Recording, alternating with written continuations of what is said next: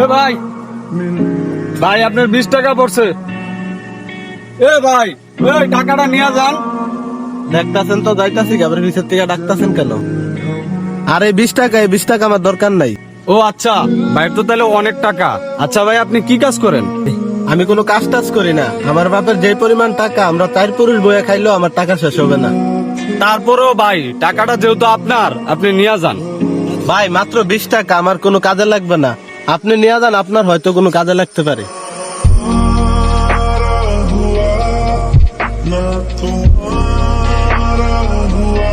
ভাই একটা পানির বোতল দিয়েন তো।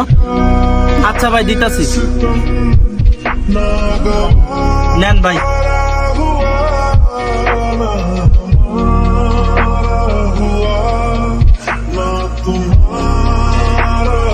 আচ্ছা ভাই, পানির বোতলের দাম কত? ভাই মাত্র 20 টাকা।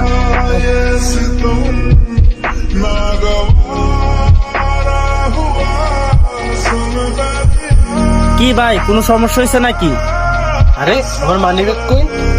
মানি ব্যাগ নাই মানে? দাম দামি শুরু করে দিছেন? পোশাক আশাক দেখে তো ভালোই মনে হইতাছে, টাকাটা দিয়ে যাবেন।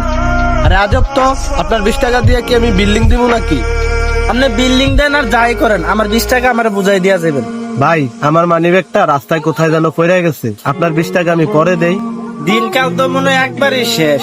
এমন শার্ট প্যান্ট পরে কেউ দাম দামি করে? দাম দামি বাদ দিয়া পানির টাকা দিয়ে যান। আরে ভাই, মাত্র 20 টাকার জন্য মানুষ এরকম ব্যবহার করে?